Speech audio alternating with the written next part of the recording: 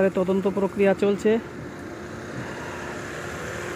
এই মুহূর্তে কিন্তু মৃতের বাড়ি থেকে কিন্তু ফিরছে শওকত মোল্লা মহাশয়। আপনারা দেখতে পাচ্ছেন তার যে কনভয় এক্ষুনি আসছেন এবং যে জায়গায় তাকে গুলিবিদ্ধ করা হয়েছিল সেই জায়গাতেই কিন্তু চলছে